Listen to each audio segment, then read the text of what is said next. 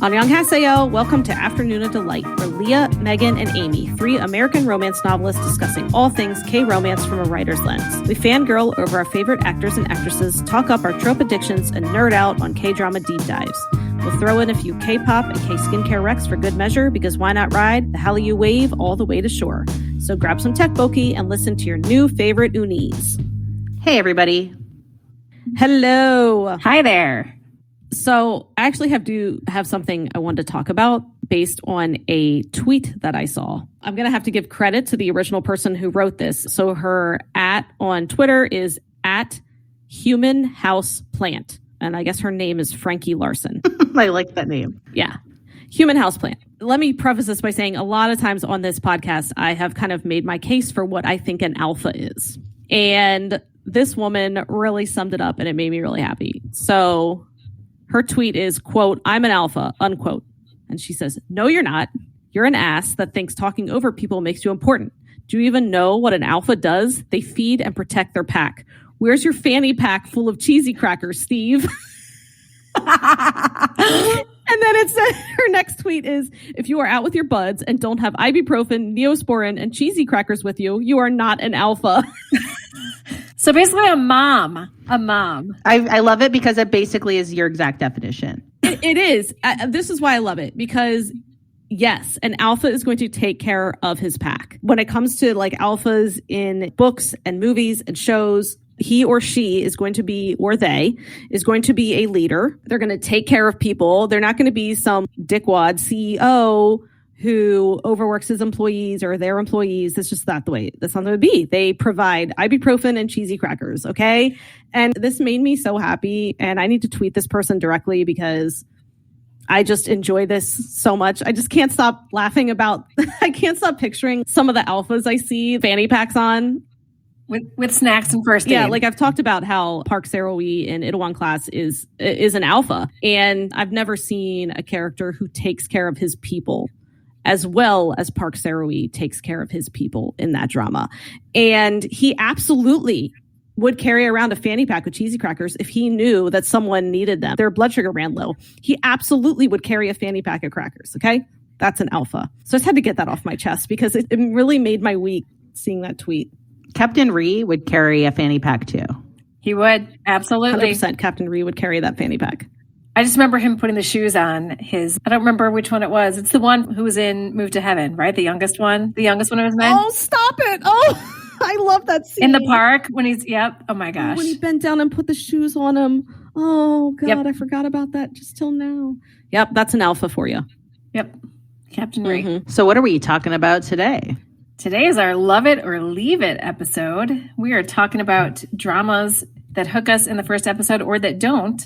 And we all watched one episode of a drama that nobody else in the group has watched. And we're going to be talking about whether we're going to love it or leave it. So first up, what's a drama that hooked you on the first episode and why? Luckily, there are many. The most recent one for me was Lawless Lawyer. I had just come off of watching Lee Joon-gi in Flower of Evil and loving him in that. It was my first Lee Joon-gi role, and I mentioned in our Flower of Evil podcast that I needed to see him in something else immediately after because I was convinced that he wasn't acting in Flower of Evil, that he was his character, and that there was no way he could prove otherwise.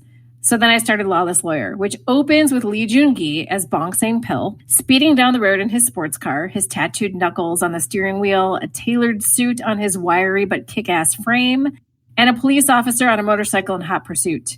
He pulls Bong Sang-pil over, and our Lawless Lawyer strides out of the car with effortless cool. And when the cop tries to extort a bribe from Sang-pil, Sang-pil feigns innocent and instead hands him his ID and business card that says he's a lawyer, telling the cop that he now has the evidence he needs to prove that this cop is taking bribes, since their whole conversation and interaction was recorded with his car's CCTV, because of course CCTV to the rescue. Well, CCTV and badass Bong Sang-pil. Yeah, I 100% agree with you, Amy. I think I remember, because I watched that before you did, and I'm like, guys, the opening scene is him in a suit, in his sports car with his tattooed knuckles steering wheel. Oh my gosh. It was just such so yeah, good. I mean, the whole first episode was amazing, but just that opening scene of him with his like badass car with his suit and aviators, Be Still My Heart. Oh, Yes. I'll watch that again. That scene. I know you guys are over me talking about this drama, but I'm sorry. Okay? I'm sorry. Just gonna keep doing it. This is a good first episode, though. It truly is. Like, I knew you would take this one, which is why I didn't even go near it. So I think we talked about opening scenes that really caught us. And Amy did mention the first scene in a previous podcast. And to me, this first episode was really a masterclass in setting up an intriguing conflict, as well as cramming in so much characterization that I was rooting for both of the leads within the first 10 minutes. I think that's what I liked so much about it. Which drama are you talking about? You haven't said the drama yet. Okay. It's I'm Not a Robot, because what else do I talk about? I'm talking about I'm Not a Robot, and I'm not sorry for mentioning this again. So we've talked about the opening scene. As I said, Yoo Sung-ho as Kim Min-kyu in all black at his military enlistment interview, trying to explain to the doctors why he can't be a part of the military. And they don't believe this allergy that he's talking about, this human allergy. So he takes off his jacket. He's wearing his black tank top, and he grabs an arm of one of the doctors, and immediately his skin breaks out in boils while his breathing starts to grow labored. And the doctors are terrified, and they basically just stamp excused on his form. And that's the first time you meet Kim Min-kyu. And meanwhile, the heroine is standing in line to score a toy for a client who happens to be Kim Min-kyu. And it goes to battle against an entire crowd, even shouting down someone trying to cut. No cutsies.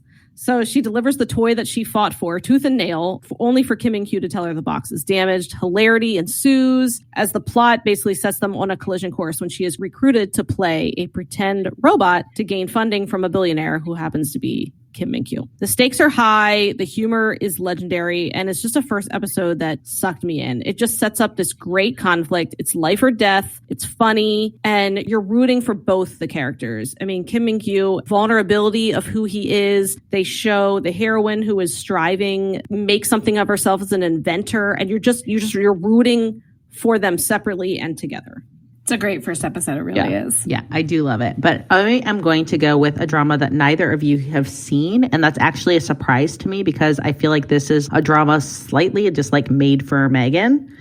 And that is Memories of the Alhambra. So this drama starts on the streets of Barcelona, which is, it's a surprising K-drama because you're not expecting to be in Spain. And you can immediately tell that this is going to be a big budget show that's not going to scamp when it comes to production. There's late teen, early 20 geeky something kid on a payphone talking to someone and just freaking out. Then he takes off, seemingly running for his life, boards a train, and then that's when shit starts to get real weird. Because the sunny day out the window turns stormy in seconds. The kid is looking out of his train car towards like the corridor of the train in this like seeming panic as some random guy is like sleeping across from him in his chair. There's a gunshot. We see blood splattering the window. Then the train reaches the station and everything's back to normal. The sun's out and the person who'd been snoozing in the train car wakes up and notices that the kid we just saw presumably shot has left his backpack behind. But the whole car looks normal. There's no blood. There's no bullets. And that's when we get this narration that this was the kid's last known location, boarding the train before he disappears. Dun, dun, dun. So, there's like some mysterious something afoot. Then we kind of like cue to Hyun Bin, and he's coming to this hostel in Granada. And it turns out that he's the guy the kid had been calling. And he's in this suit, like looking like a snack. And he goes to this dingy hotel that's owned by a Korean family, which again kind of feels a little random, but it all comes together. Anyway, the hotel is a disaster. It's falling apart. His room is a disaster. Blah, blah, blah, blah. There's like a cute girl who's running the show there. He's the annoyed chaebol. That's when we kind of pivot back to the action, where Hyun Bin's character sticks in some special contact lenses and goes out of the crappy hotel to hit the Spanish streets. And shit starts coming alive. So we quickly can tell that he's in some sort of virtual video game where he's battling statues that are coming to life, reaching up and pulling like weapons out of thin air. Baddies are appearing in every corner. It's totally lifelike and immersive. And then like it'll cut to scenes of just people watching him. He just looks like a crazy person, like fighting himself. And then it'll click back to the game, what he's seeing. And so it's really like fun and like this like whole AR situation. So I was sold hook, line, and sinker by both the mystery of this kid on the train and then this crazy ass video game that the kid appears to have been the one who developed. That sounds awesome. That sounds like a really good first episode. Yeah, it does. What's really funny is I still haven't watched this one, and I think it's just because you didn't love, how it ended, Leah. And so I kind of put it on the back burner. But like I have my own VR headset. Like I have an Oculus. I play VR. I do a VR workout every day. I'm going to do it when we get off the pod. So yeah, maybe you're a target. I feel like I need to watch this. I do. Yeah, and Hyunbin is delicious in it. So, okay. But anyway, now we've talked about some of the good. So what's a drama, though, that ultimately did leave you cold? And did you continue with it? And was that a good choice or not? Because we're talking like 12 episodes usually on the short end, 21 on like the long end, up to an hour and a half an episode. This is a time investment. So I'm curious what happens when you start to feel like this is not going to be your thing. Okay, I can't believe I'm going to say this out loud. And I'm gearing up for like the hate mail or whatever that we're going to get. But for me, it was Descendants of the Sun. I'm wincing right now saying this, but I was bored. The best part of the drama for me was the second leads played by Kim Ji-won and Jin-gu, and I loved their character story. But I pretty much fast forwarded through everything else just to get to their scenes. So I'm sorry, Descendants fans. I truly am. I know there are some of you that love this. I stuck with it because Leah and I were buddy watching it. And, you know, early in our K-drama watching months, like that's what we did. Like we watched a drama together. And I do enjoy that camaraderie of watching something together, even if we're not having the same reaction to it. And this is even like one of my favorite writers, Kim Eun-suk. And just overall, it was a miss for me. But I watched the whole thing. Fast forwarding. Yeah. I've never done that before. And I've never done it since. Oh, wait. Oh, no. Lie. I lie. Run on. Sorry. I wouldn't say that this drama left me cold, but it's one that I haven't talked a whole lot about on this podcast. I think I did mention it last episode, but it's Tempted or The Great Seducer. So it really pains me because I do love all the actors and actresses, and Woo Do-hwan can do no wrong. At all, okay? Even in this drama that made his character miserable, mopey, and weepy for 75% of it, the writing was just a mess. I mean, this is supposedly kind of like a take on Cruel Intentions, but it just didn't hit the mark for me. I mean, all the characters were beyond cruel. The central romance had some sort of sweet moments, but it was overshadowed by an overload of drama. And I was just kind of convinced that everyone involved needed to go their complete separate ways at the end, like never talk to each other again. And I continued with it for Woo Do-hwan and Woo Do-hwan only. And I'm glad I finished because I got to see him smile like once at the end, but like it was not worth the ride to get there. Truly, it was not. So Amy, first, I'm going to give you a little wag of the finger for fast forwarding dramas because like who does that? You might be missing something awesome. What did I miss?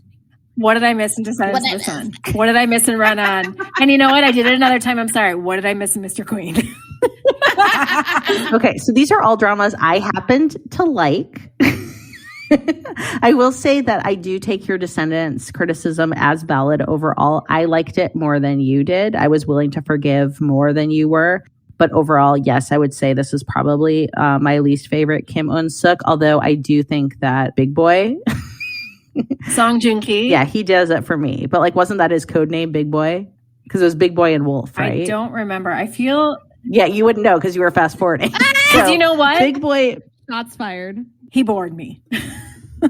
He's cute. Big Boy definitely did not bore me. But like, his storyline, the romance storyline, bored me. The heroine bored me. And I think this is a conversation probably that's too long for this podcast, like talking about this. But he did not bore me. The heroine did bore me. But anyway, I am going to say that for me, a miss was what I just said was a star for me, and that is Memories of the Alhambra. So for me, the setup and the overall concept sold me out of the gate. But overall, when I finished the show, it felt like a drama with a lot of style and little substance. So look, some people love this drama to the moon, the entire thing, including the ending. And I respect that. But for me, the romance and the chemistry felt flat, and the core conflict ended up not living up to what I felt like was an amazing premise. I still want to watch it. Yeah, I think I would love to talk about it. After that first episode, yeah, I still want to watch it now. Okay, so I thought something before we kind of went into talking about an episode that, you know, we decided if we wanted to love it or leave it. I thought it'd be also cool to think about like us again as writers. I don't know if we've talked about that too much lately. We are all, you know, published romance writers. I felt like it's only fair to kind of like put us into the ring for this too. And so one thing I thought we could talk about is what's your process personally as a writer when you start a story? Is it easy for you to get going or hard? I think it's always a challenge to get that first page, that first chapter going. But I always start before I even get to the actual book itself, is I always write what we call the back cover blurbs. Like when you pick up a paperback book and you read what's on the back to get like a little sort of, movie trailer version of the book, I write that for the story. And that lets me know if I have a good setup, if I have a good conflict, and if I have high enough stakes that there would be some drama going on. And I feel like if I have those three things nailed down, then I can successfully build a story around those elements. So I guess I think the hardest part for me is getting those three things set, because that's always what I have the most trouble with in anything that I write, is that making sure that my characters have a clear goal and then that they have a clear conflict getting in the way of that goal. My writing process has changed over the years. I would say lately, the first thing I do is I write the blurb like Amy. But I would say the actual writing of the book, starting it is the easiest for me. Like I actually hate ending books. I'm terrible at it and I draw it out and I don't know how to do it. But I pretty much always have sort of the opening scene in my mind. The way I write my books, especially lately under my pen name, I get to the like meet cute. I don't know if you call it a meet cute when it's like aliens, but whatever. I get to that very quickly. Like that's always kind of my goal, is to get to that very quickly. And so I always kind of have that in mind. I know how that's going to happen. And I jot that down just to kind of get a feel for my characters. So once I kind of write down that opening scene, then I go back and I write a more, I wouldn't really say detailed. It's not that detailed, but I actually write out a thorough outline, I would say. But I always write that opening scene first. Like I said, I just need to get like a feel for them, like get a feel for their voice and guess what kind of mood I'm in when I'm writing that day. So. And like, look, I never write a blurb first, but then as I like wrote that down, I was like, but I've had to when I've like sold things on proposal where you do a blurb and then kind of like a detailed synopsis of what the book's going to look like, because you're trying to like get a deal with a publishing house that they don't have the book. So you have to sell them on the story. But, my preference, if like I could wave a magic wand, and what I'm doing right now, because I'm writing something not on spec. So I'm just writing it. So I'm doing it the way I want to do it. And that's just to jump in and see what happens, which, it's a mess. It's not uncommon for me to edit my opening the most, because I feel like, when I'm allowed to do what I want to do, which is this method, I rarely feel like I even know my characters until around 10,000 words. So I feel like I kind of have to like write them into being and then take a pause and be like, okay, kind of like now I know who you are. And now I need to go back and like make sure that's clear up front. And so by the time I get to 10,000 words, I feel like I've got a better idea of kind of like goals, motivation, and conflict. I mean, it's wildly inefficient, but that's my choice if I'm allowed to do it. So does anybody want to talk about a book where you struggled with beginning it and why it was the hardest for you to start, or a book that was the easiest to start, or both? So for me, hands down, the most struggle for me was getting the hero's voice right in the Off the Map trilogy, which also happened to be my first published story series. I felt like the heroine's voice came to me right away. The first chapter came to me right away, but the hero, Bran, nothing. And I really didn't find it until the very end of book 1 of Upside Down, which is the first book in the series. And I feel like that's fairly obvious now if you go back and look at that book, because I had to go back and redo most of Bran's chapters. And really, there just aren't many of them. But then by the end, when I felt like his voice like actually came to me, books 2 and 3, because it's a trilogy, I felt like his voice like took over the story, because once I got it, I preferred writing as him, and I had a hard time writing anything else. And then for me, the easiest opener, how Megan says normally she's got like the idea of like what she wants to do first in her head right away. I kind of change mine a lot. But for me, one that stands out as it was an easy opener for me was Best Worst Mistake, which was in my Brightwater trilogy. I have a hero who's a smoke jumper, and for whatever reason, his voice came to me fine right out of the gate. And this is an opening like I just didn't edit. Somehow I just knew I wanted him to land in a fire and be in some serious shit, and he was going to save a baby fawn and get seriously injured doing it, because I wanted it to be this Beauty and the Beast retelling. And I felt like, I was at this point where I was just drafting books at that point, like back to back to back. And for whatever reason, the idea of like this like baby fawn, I feel like you might remember this with me at that point, because we were making like charred baby fawn jokes. Yes. I was totally entertained by this idea because I'm a sick puppy, I guess. And and it was fun to me in that frame of mind. I 100% remember you're like, guys, he's going to rescue a baby fawn. And no fawns were injured in the writing of that book, right? Yeah. No fawns. He was injured very badly saving the baby fawn. Oh my God, I do remember you talking about that. It was so Who fun. then moved on to have a screen career in It's Okay to Not Be Okay, screaming in South Korean films. And in Train to Busan. Train to Busan was reanimated. Yeah. Oh my gosh. All right. So, what are some elements, though, that always grab you in a book or drama right away when you're not the creator, but you're the consumer? I'm a big fan of an opening scene that starts right in the middle of the action and that maybe makes me a little bit confused, like just enough to wonder what I just walked into and what's going to happen next. And I think all of the sort of first scenes that really grabbed us that we all brought up today, I think they all did that. Like Memories of the Alhambra sounds like it does that. I'm Not a Robot does that. And Lawless Lawyer does that. Like you're right in the action and you have no idea what's going on. And I love that. Yeah, I'm the same way. And I try to do that in my books. I like to just get right in there. Like they're just in the thick of it, into the thick of it. Sorry. Fell on TikTok too much. So like basically don't give me a character that's like waking up and looking in a mirror, It's like the standard, the agents would always say and editors like, do not send us a book where the character wakes up, looks in the mirror and describes, I fingered my dark brown hair or whatever. So I want mid-convo, mid-action, let's go. And yeah, I agree with both of those points, but I think the thing that hooks me both like reading, and so like reading wise, I think it's voice, but also I would say that character vibe, if I was like watching like a K-drama, let's say. So I don't mind a bit of a slower start if the voice or the character seems like my people right away. And I think that's probably why like lately I've just been like loving these like well done slice of life dramas. And yeah, overall K-dramas, I've decided that they don't bother me in the least as long as I'm really happy to hang out and spend time with the main characters. I think that's totally true. I know what you mean by like the vibe. Like I can tell right away if that's someone that like I would get along with. And actually the drama I'm going to talk about later, it's like I could tell right away. I'm like, that heroine, I would be friends with her. Yeah, same.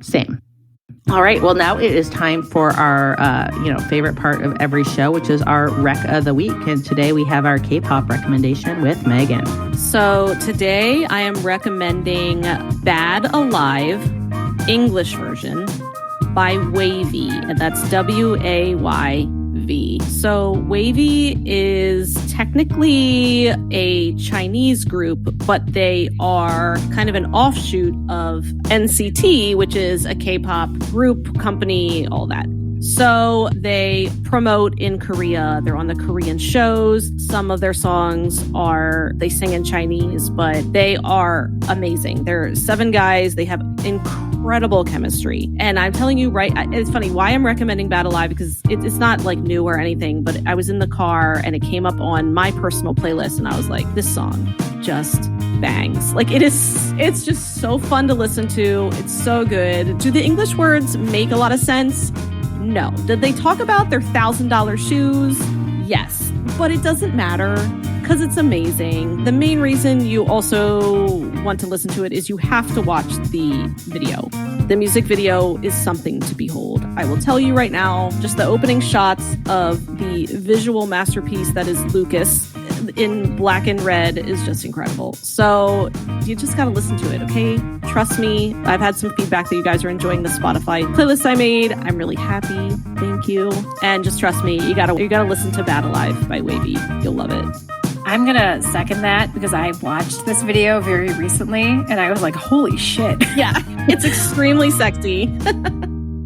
And while we're giving you all recommendations, how about if we put in a little plug for ourselves? If you are enjoying our podcast, which we hope you are because you're here listening to us, please drop into Apple Podcasts and leave us a star rating or a review or both. We would love both. That helps our little baby pod grow even bigger and get more listeners. And we also love interacting with our listeners. You can always email us about anything that you saw on the show at afternoonaddelightpodcast@gmail.com. You can follow us on Instagram at afternoonaddelightpodcast. And we are on Twitter too, but we interact a lot more on Instagram. So I think you should follow us there. But we're all over social media. You can find us on Facebook as well. But yeah, we do a lot of fun polls and stuff in our Instagram stories. And we interact with our listeners all the time. And we want to hear from you. And we want to know what you want to see on the pod. We want to know what you're loving on the pod. And we want to hang out with y'all. So afternoonaddelightpodcast@gmail.com if you want to send us a message, and afternoonaddelightpodcast on Instagram. And so now we're going to get into the love it or leave it part of the episode. So this is where we each watched episode 1 of a K-drama. And we're going to tell you a little bit about it, what we thought. Did it hook us? Did it not? And are we going to keep going? And first up, we have Leah. All right. So I did Reply in 1997. And I know I'm getting lots of heat because I cannot get my Reply years down. And I've decided, you know what? Like they might as well do like a Joseon one and do like, Reply 2030, or 1832 or something. But anyway, this is Reply 1997. And I won't forget this because I graduated high school in 1997. This is the year Lady Diana died in a car crash in Paris. A popular catchphrase at the time was, "Oh my God, they killed Kenny" on South Park. Titanic won 11 Oscars, and Beanie Babies were the must-toy for Christmas 1997. So were Pokemon and Tamagotchi. Musical hits were Hanson's Mbop, Toni Braxton's Unbreak My Heart, and Elton John's Candle in the Wind homage to Lady Diana, as well as Spice Girls' Wannabe. So look, that's part of the reason I chose this drama. The other reason is that I am mildly obsessed with the screenwriter Lee Woo-jung, who has also done Hospital Playlist and Prison Playbook. This was the first of the popular Reply series, which includes 1994, which I liked, although many did not, and then 1988,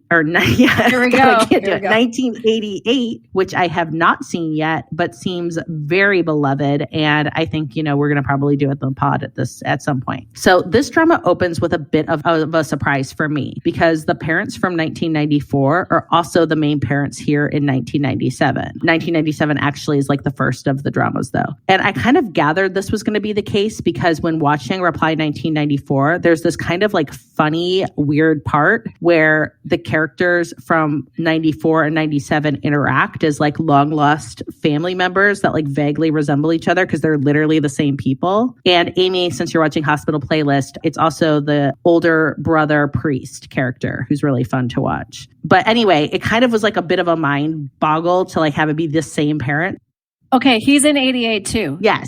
It's all the same people then. Yeah. So I had to take a minute to be like, okay, these are new characters. This is a new story. Like, take a second because it definitely like took me out of the show right out of the gate. So the drama follows a female high school student, Siwon, played by Jung Eun-ji, who idolizes a boy band, HOT, and then it's also her 5 high school friends. The romantic lead in this, presumably, I'm assuming because he's hot as shit, is also the lead in Doom at Your Service, Amy, and that's the smoldering Seo In-guk. So anyway, the opening scene is actually in 2012. We see Siwon in a karaoke club with her parents. The dad is very into like 70s classics and wants her to put on an old song and like none of that English shit, basically. Like he wants a Korean song. And she gets this mischievous grin on her face and selects a song from the boy band HOT, which the dad moans isn't an old classic rock at all. But she says, look, it's pretty old because it's 15 years old. And when you kind of do the math on that, you're like, oh yeah, fair. Given when this drama came out. Okay, so there's a lot of family bickering in the karaoke. And then we flash forward to Siwon. I'm assuming it's a few days later, and she's in a cab, and she's kind of like through the narration revealing that she's a struggling screenwriter. She's 33, and she's heading off to her high school reunion. So we're not even at the 90s yet. But this back and forth timeline concept was a huge part of Reply 1994, and I'm assuming it's going to be like a conceit in Reply 1998 of like we go from the past to the kind of like near present of, whatever, like they're adults. So Siwon says she doesn't hate her job as a screenwriter, but it's kind of annoying because most of her writing consists of labeling props for the shows she's on. So she's clearly hasn't crushed it in her career yet. But even though she gets down a bit in her present life, she feels like she can always cheer herself up by rocking out to some sick 90s beats. So that's fun. She enters the reunion and all the girlfriends greet each other with uplifting and supportive comments like, hey, you gained weight, you got plastic surgery, and what did you do with your hair? Yuck. So I'm really never a fan of any body or beauty shaming, and all that like banter falls flat on me. But there's like charming parts too. Like the heroine has a bestie whose nickname is Shipsuppa, which means she easily falls in love. Thank you again to Vicky Translators for making all the fun jokes come to life. And Shipsuppa is like a huge fangirl who changes her favorites often from Kim Soo-yeon to pop stars who are 12 years younger than her. So again, all very relatable. Then we have this like slow-mo entrance to the 4 main guys, and smoldering Seo In-guk is just really sexy as can be, except he comes in and then asks the heroine if she's gained some weight, which again, just like why why? But then we find out quickly that they're all in these matching black suits because they're coming from one of their teachers' funerals. That's when we find out that there's a big mystery. One of the couples at this reunion is going to announce their marriage, but who could it be? So look, it's got a similar setup to Reply 1994, where it starts with a heroine hosting a housewarming party where the crew is rewatching her recently discovered wedding video, and through a series of clever and also supremely annoying plot choices, it keeps the identity of the lead couple a secret until the final episode. So I'm assuming that's going to be the same thing for this show. Then we have a cue to return to 1997, where we see all of those characters from the reunion as 90s teens on the couch, and the lead is fumbling to record her favorite boy band, that band HOT, on the VHS. So I felt like this was a very relatable stress of like trying to like queue up your TV to press record to get something you really wanted to watch if you were a 90s kid. Crushes are quickly revealed, and it feels like it's setting itself up to be this fun ensemble that's going to let me relive my own pivotal late teens. So besides like the unnecessary like body shaming, the overall vibe is fun and nostalgic. And I saw one reviewer, Girl Friday on the site Drama Beans, describe it as a cross between Freaks and Geeks and My So-Called Life, which honestly are the only two comps I need. So for me, it's love it. I am in the middle of a few other dramas, so I'm not intrigued enough to stop everything and inhale this, but I'm pretty confident that I'm going to be getting a quality, heartwarming drama populated by realistic characters who are going to feel like friends, and I'm excited to return to it soon.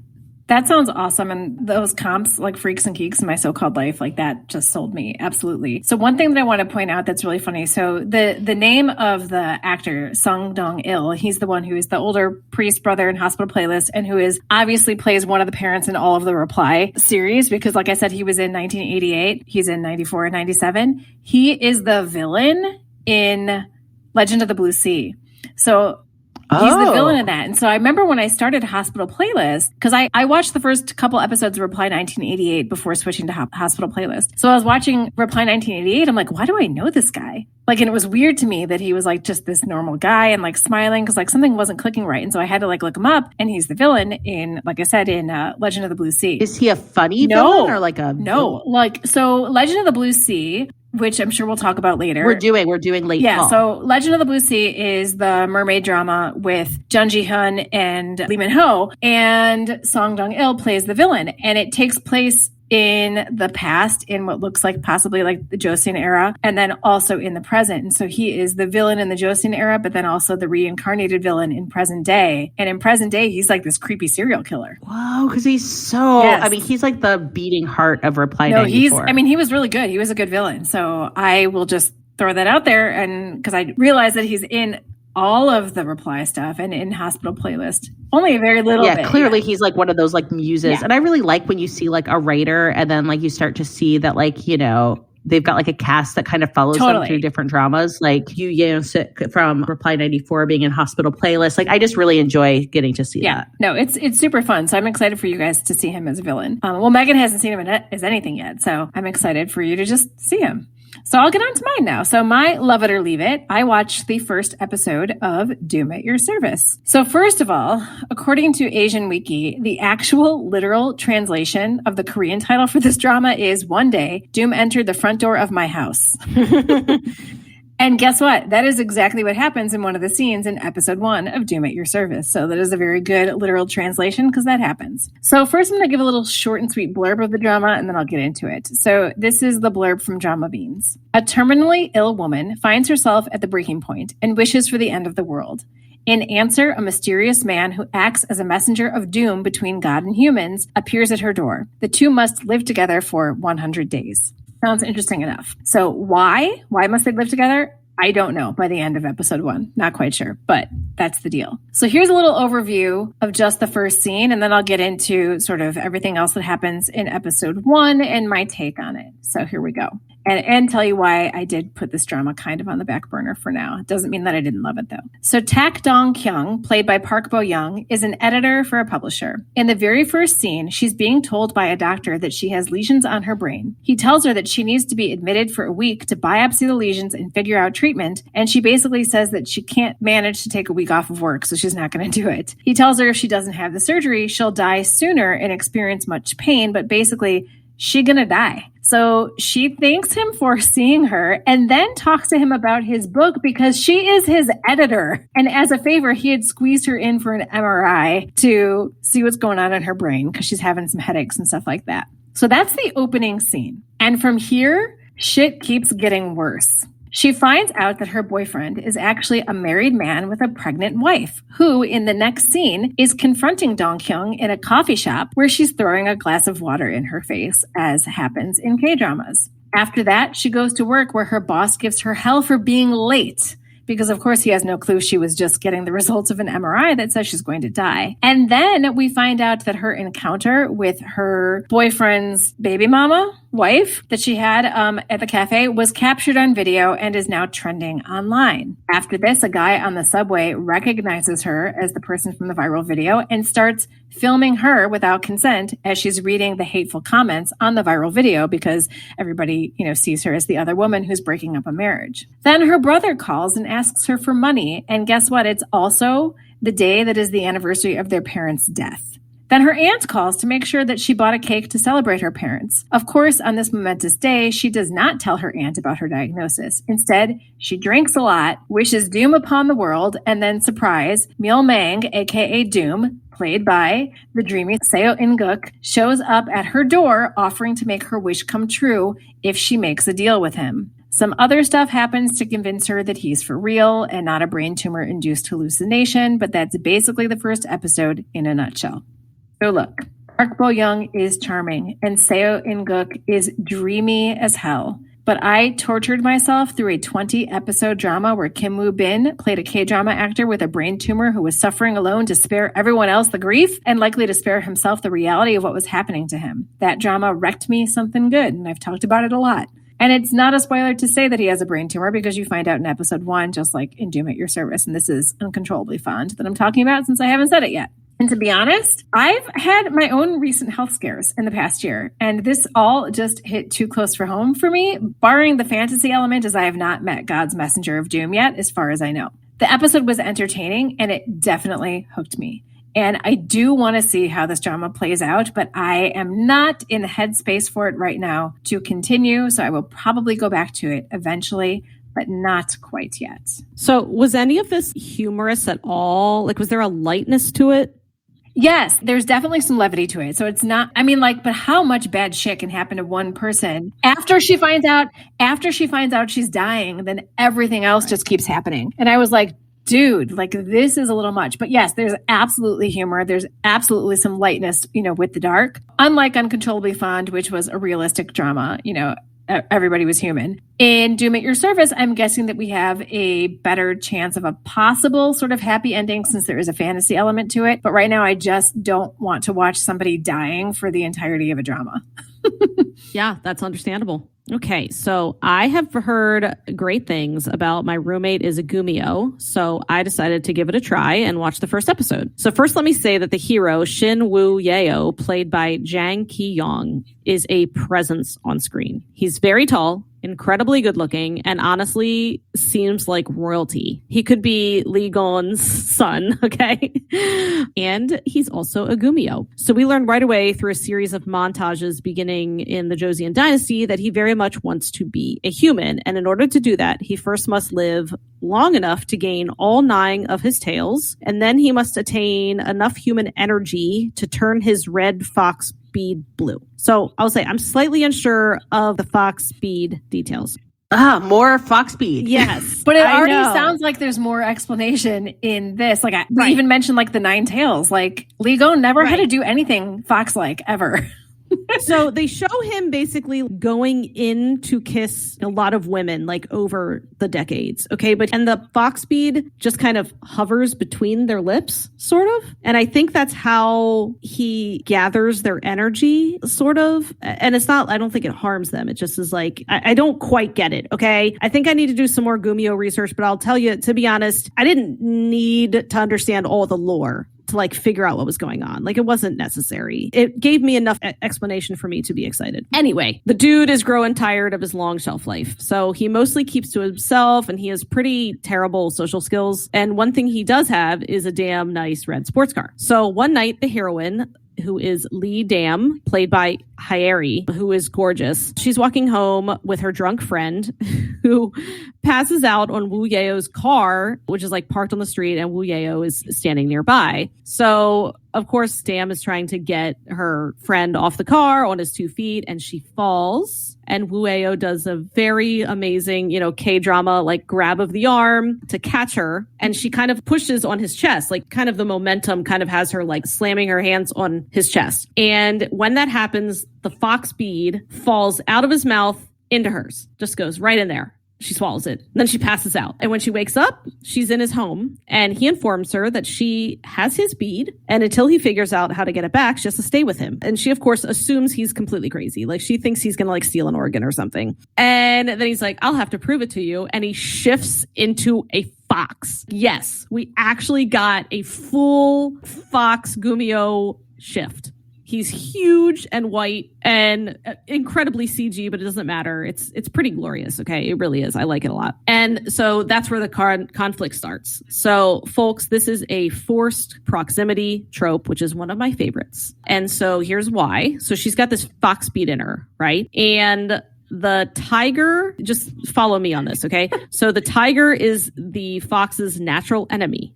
So therefore, if any man who was born in the year of the tiger touches her, she like doubles over in pain, like lots of pain, worse than period cramps, she says. So ouch. And what can cure her pain? You guessed it. Gorgeous, beautiful Goomio Woo Yeo. When he touches her, the pain goes away immediately. So the obvious solution is to move her in with him in his big, beautiful mansion. You know why? Why the hell not? So it's a good conflict, right? Like, she's in pain. He cures the pain. Cool. And then we find out at the very end of the first episode that she can only have the fox bead in her for 1 year. And she's all cool. After a year, this will all be resolved and we can go our separate ways. And he's like, no, ma'am. If I can't get the fox bead out of you within a year, you die. Dun, dun, dun. And that's the very end of the first episode, which I think is a great cliffhanger. So I'm into it. Like, I love a good forced proximity trope. The main leads already have some fabulous chemistry. I mean, he touches her face with his like huge hands and I'm just melting. I mean, his hands are huge, guys. His motivations aren't fully realized yet. We're getting there, but he's clearly like a good Goomio who doesn't like eat livers. And look, he just wants to be human. Him and Lee Yoon from Tale of the Nine Tail could hang out. And he's very, very sweet to her, which is a total change because he's very, very cold to everyone else. Like, I mean, straight up, like, he'll just walk away from you, like, mid-conversation. So the heroine's goal at this point is to stay alive. So I'm eager to see, what else she has going on. Like, I always love, I would like a heroine's goal that's like separate from the romance. You know what I'm saying? We did meet her brother already, and they have a really cool relationship. And they also have this family motto that is basically take care of your own life. Like, they have signs on the wall of their home saying that. They mentioned it like twice in the first episode. So I feel like there's going to be more on that. I don't know, but I'm excited. So to be honest, as soon as I was done episode 1, I wanted to watch episode 2 immediately. So I'm really excited to see where this goes. And I think I'm going to like dive right into this one. That sounds really good. Yeah. I mean, it was a very clear conflict. It's very clear that they need to be together. I love the idea that like if a man born in the year of the tiger touches her, only his touch can relieve the pain. I'm a sucker for that type of thing. Like, I love it. And then I like the idea that there's, a ticking clock. Like we always say when we're writing, you need something to drive the plot forward. Like, give a ticking clock, give a timeline that like something has to happen by this time or this consequence happens. So I guess we'll see. But seriously, they're a very sexy couple. Like, they're both incredibly good looking. Yeah, I'm sold. Yeah. Sounds great. I think you guys would like it. So I think I'm going to go ahead and watch it because I think it's finished now. Like, I think it just finished. And I keep hearing good things. So book rec time. What is a book that hooked you from page 1? Okay, well, why don't we change it up? Lately, we've just been doing one book, but I feel like this is a fun question. So let's all do one for this. So for me, a book that gripped me most right out of the gate recently was one called The Night Tiger by Yangsze Choo. So it's a historical fiction / magical realism book set in 1930s Malaysia with some like trips to Singapore. And I'll just read you the blurb really quickly because I think it kind of like sums up some of the fun of the book. So quick-witted, ambitious Jilin is stuck as an apprentice dressmaker moonlighting as a dance hall girl to help pay off her mother's mahjong debt. But when one of her dance partners accidentally leaves behind a gruesome souvenir, Jilin plunges into a dark adventure, a mirror world of secrets and superstitions. 11-year-old houseboy Ren is also on a mission. He's racing to fulfill his former master's dying wish that Ren find the man's finger, lost years ago in an accident, and to bury it with his body. Ren has 49 days to do so, or his master's soul will wander the earth forever. As the days click relentlessly by, a series of unexplained deaths racks the district, along with whispers of men who turn into tigers. Jilin and Ren's increasingly dangerous paths crisscross through lush plantations, hospital storage rooms, and ghostly dreamscapes. So for me, I love this book. I love the romance, which you don't really get a big sense of the romance in the blurb, but there's a really strong, I'd say the romance is the B story, but it's a very strong B story. I loved the world building, and really, I just love the whole damn thing. But right out of the gate, we've got this little boy, his master's dying, and the master's like, you gotta find my finger.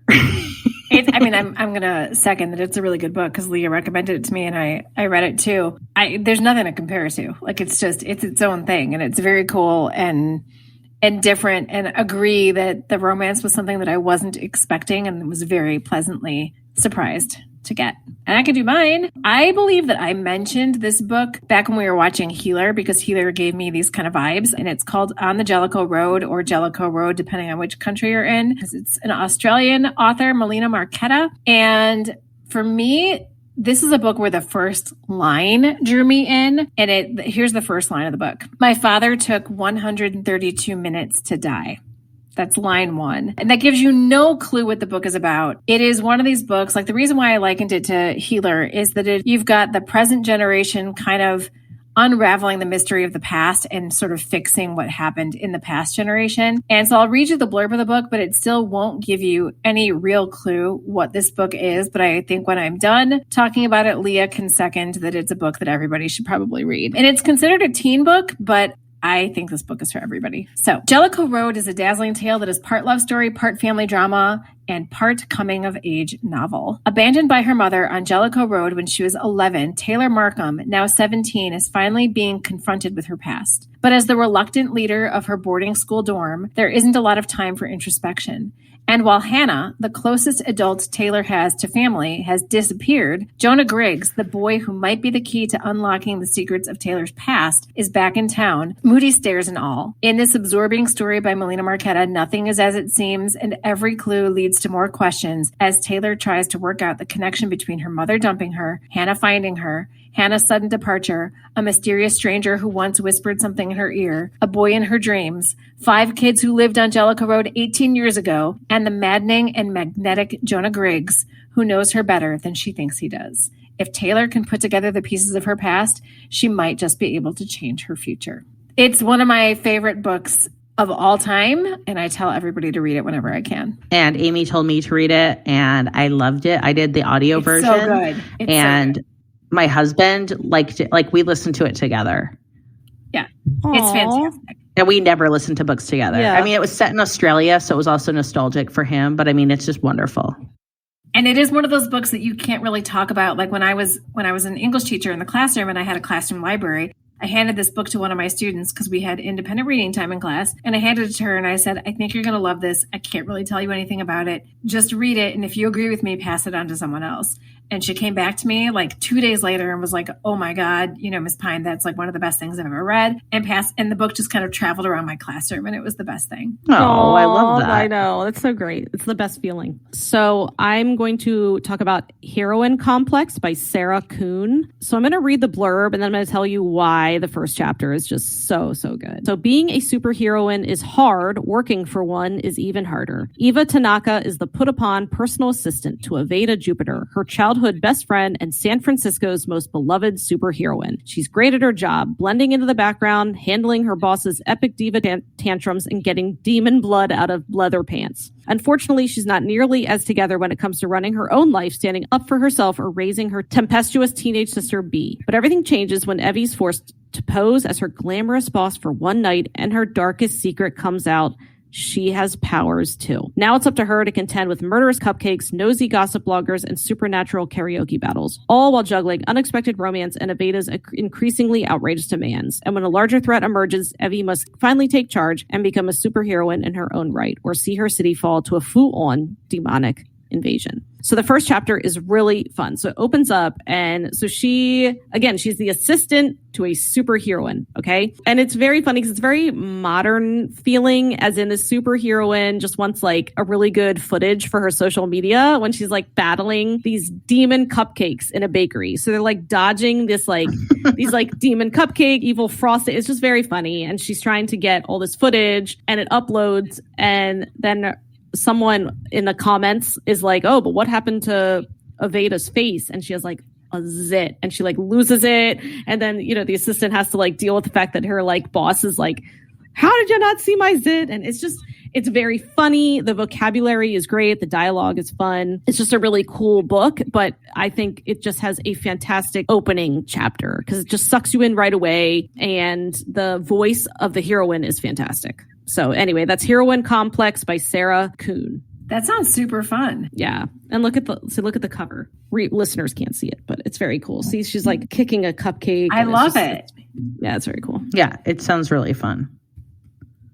So what are we watching? I'm the slowpoke these past couple of weeks, and I'm still making my way catching up to Hospital Playlist Season 2, because these episodes are a commitment, but I'm here for it. I love this show so much. And hopefully by next pod, I will be caught up in only watching one Hospital Playlist a week so that I can then start another drama. I am catching up on a show that both of you have already seen, and that is Lawless Lawyer, which is about to come out on Netflix, if it hasn't already by the time this airs. And that's going to be one of our next pods. So I got to get on it. And you're going to love it. Well, I hope you are. I think so. It's good. I love Lee Joon-gi, so. Yeah, and it's his drama. Full on. It's Bong Sang-pil's drama.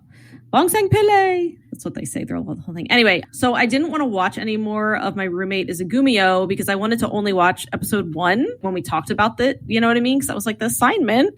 So now I'm going to watch the rest of it because I'm already like super into it. The hero is really intriguing. I want to know more about him. Heroine, we talked about like the vibes. Like she would totally be my friend. Like she's the type of friend who's going to carry your drunk ass home on her back. She will do it. Kind of like Eun Chan. And what's up next? So this is going to be a fun one. Yeah. So we're going to basically just ship our favorite couples and friends like across dramas, cast them in other roles, and it's going to be just a wild ride, and I can't wait to do it. All right. It's bedtime. It's bedtime where we are, everybody. So thank you for listening, and we will see you next time. Annyeong. 감사합니다. Thank you for listening to Afternoona Delight. Make sure to subscribe for more great K-romance conversation. And be sure to follow us on Instagram and Twitter at Afternoona Delight Podcast for more information on our podcast, behind-the-scenes photos, and, of course, pics of our favorite oppas and anis. Annyeong!